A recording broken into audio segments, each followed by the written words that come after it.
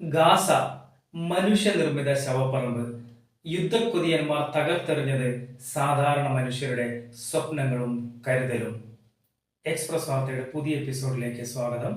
ഞാൻ Rajesh K R.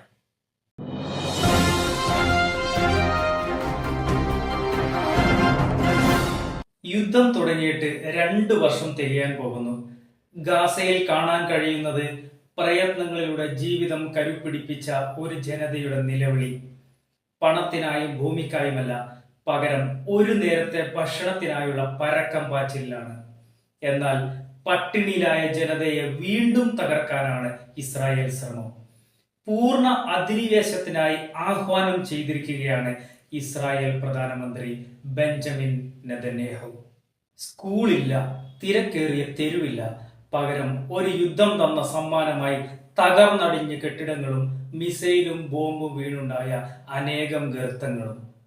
ഒരു നേരത്തെ മരുന്നിനും ഭക്ഷണത്തിനുമായി അലയുന്ന കുട്ടികളുടെ നിലവിളി ഇനിയും കണ്ടില്ലെന്ന് നടിക്കാനാകുമോ? ഭക്ഷണ പൊതിയുമായി നിലത്തിറങ്ങാൻ സാധിക്കില്ല, പകരം പൊതി വിമാനങ്ങളിലും ഹെലികോപ്റ്ററുകളിലുമായി വന്ന് എറിഞ്ഞു കൊടുക്കുകയാണ് ചെയ്യാറുള്ളത്. ഈ ഭക്ഷണ പൊതിക്ക് വേണ്ടിയുള്ള കൂട്ടത്തല്ലാണ് ഏറ്റവും വലിയ ദുരന്തം. കയ്യൂക്കുള്ളവരെ പൊതി കിട്ടും, ബാക്കിയുള്ളവർ അടുത്ത വാഹനത്തിന്റെ വരവിനായി കണ്ണും നട്ടിരിക്കും. മാസങ്ങളായി ഭക്ഷണം കിട്ടാതെ മരണപ്പെടുന്നവർ അനവധി, അതിൽ കൂടുതലും കുട്ടികൾ. ഇത്തരത്തിലുള്ള സഹായ വിതരണം കൊണ്ട് മാത്രം പട്ടിണി മാറ്റാനാവില്ല. യുദ്ധം പൂർണ്ണമായി അവസാനിക്കണം. ജനതയെ പഴയ നിലയിലേക്ക് കൊണ്ടുവരണം. തകർന്നടിഞ്ഞ കെട്ടിട അവശിഷ്ടങ്ങളിൽ കുടുങ്ങിക്കിടക്കുന്നവർ അനവധി, അവരെ രക്ഷപ്പെടുത്താൻ ആരുമില്ല. പട്ടിണി മൂലം മരിക്കുന്നവരുടെ എണ്ണം ഓരോ ദിവസവും വർദ്ധിക്കുന്നു. ഭക്ഷണത്തിനായി കാത്തു നിൽക്കുന്നവരെ തന്നെ വെടിവെച്ച് കൊല്ലുന്നു. ഭക്ഷണം വാങ്ങാൻ നിന്നവർക്ക് നേരെയുണ്ടായ വെടിവയ്പിൽ കഴിഞ്ഞ ദിവസം 27 പേർ കൊല്ലപ്പെട്ടിരുന്നു.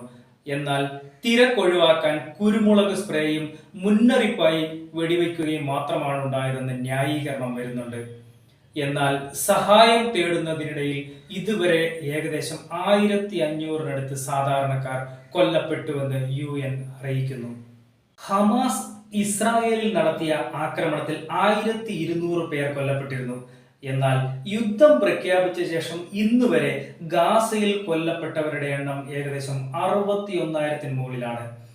പോഷകാഹാരക്കുറവ് മൂലം നവജാത ശിശുക്കളുടെ മരണനിരക്കും ഉയർന്നിട്ടുണ്ട്. പാരച്യൂട്ട് വഴി ഭക്ഷണം വിതരണം ചെയ്യുന്നതിനിടയിൽ ഭക്ഷണപ്പൊതി തലയിൽ പതിച്ച് 15 വയസ്സുകാരൻ കഴിഞ്ഞ ദിവസം മരണപ്പെട്ടു. മുഹമ്മദ് ഈദ് എന്ന കുട്ടി ഭക്ഷണപ്പൊതി താഴേക്കിടുമ്പോൾ എടുക്കാനായി ഓടിയെത്തിയപ്പോൾ തലയിൽ വീഴുകയായിരുന്നുവെന്ന് സഹോദരൻ പറഞ്ഞു. കരമാർഗം സഹായങ്ങൾ എത്തിക്കാൻ ഇസ്രായേൽ അനുവദിക്കണമെന്ന് UN ആവശ്യപ്പെട്ടു.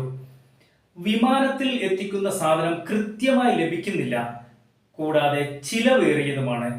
പട്ടിണി മരണം തന്നെ 212 കഴിഞ്ഞു. രക്ഷാപ്രവർത്തനങ്ങൾ തുടർന്നുകൊണ്ടിരിക്കുകയാണ് UAE. ദുരിതമനുഭവിക്കുന്നവരെ സംരക്ഷിക്കുന്ന നടപടിയിൽ എപ്പോഴും മുൻപന്തിയിലാണ് UAE. വ്യോമമാർഗം ഏകദേശം 3800 ടൺ ഭക്ഷ്യവസ്തുക്കൾ വിതരണം ചെയ്തിട്ടുണ്ട്. ഗാസ ഏറ്റെടുക്കാൻ ഇസ്രായേൽ മന്ത്രിസഭ അംഗീകാരം നൽകിയതാണ് ഒടുവിലായി ഇറങ്ങിയ വാർത്ത. ഗാസ ബന്ദികളാക്കിയ മധ്യ ഗാസയിലെ അഭയാർത്ഥി ക്യാമ്പുകളും ബന്ദികളെ തടവിലാക്കിയ പ്രദേശങ്ങളും ഇസ്രായേൽ സൈന്യം ഏറ്റെടുക്കാനാണ് സാധ്യത.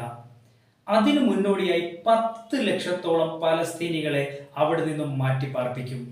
ഇതിനെതിരെ ഹമാസിന്റെ മുന്നറിയിപ്പ് വന്നിട്ടുണ്ടെങ്കിലും അതൊന്നും നെതന്യാഹു വകവയ്ക്കുന്നില്ല. ഇനിയൊരു ഉയർത്തെഴുന്നേൽപ്പ് ഹമാസിനുണ്ടാകില്ലെന്ന് അവർക്കറിയാം. അന്താരാഷ്ട്ര നിയമലംഘനമാണ് ഇസ്രായേൽ നടത്തുന്നതെന്നും കൂടുതൽ വഷളാക്കരുതെന്നും UK, Germany, Italy, New Zealand, Australia എന്നീ രാജ്യങ്ങൾ മുന്നറിയിപ്പ് നൽകി. ഇസ്രായേൽ കൂട്ടക്കുരുതി തുടരുന്നതിനിടയിൽ ഗാസ അൽ ഷിഫ ആശുപത്രിക്കടുത്തുള്ള മീഡിയ ടെന്റ് ലക്ഷ്യമിട്ട് നടത്തിയ ആക്രമണത്തിൽ 5 മാധ്യമ പ്രവർത്തകർ കൊല്ലപ്പെട്ടു. ഹമാസിനെ സഹായിക്കുന്നത് അൽ ഷെരീഫ് ആണെന്നും ആക്രമണത്തിന്റെ ഉത്തരവാദിത്തം ഏറ്റെടുക്കുന്നുവെന്നും ഇസ്രായേൽ അറിയിച്ചു. ഇസ്രായേൽ കൂട്ടക്കുരുതിയിൽ ജീവൻ നഷ്ടപ്പെടുന്നവർക്കൊപ്പമാണ് പട്ടിണി മരണവും. ഹമാസിനെ കീഴടക്കുന്നതുവരെ യുദ്ധം തുടരുമെന്ന് ഇസ്രായേൽ പ്രധാനമന്ത്രി ബെന്യാമിൻ നെതന്യാഹു പറയുന്നുണ്ട്. അതായത് ഇനിയും കൊല്ലപ്പെടുന്ന നിരപരാധികളുടെ എണ്ണം വർദ്ധിക്കുമെന്ന് തന്നെയാണ്. ഗാസ ഇന്നൊരു ശവപ്പറമ്പാണ്. കെട്ടിട അവശിഷ്ടങ്ങൾ മാത്രം ബാക്കിയാകുമ്പോൾ ഒരു നേരത്തെ ഭക്ഷണമെങ്കിലും എത്തിക്കാനുള്ള ശ്രമത്തിലാണ് സന്നദ്ധ സംഘടനകൾ. യുദ്ധം ഒന്നിനും പരിഹാരമല്ല, സമാധാനം അകലെയല്ലെന്ന് പ്രതീക്ഷിക്കാം.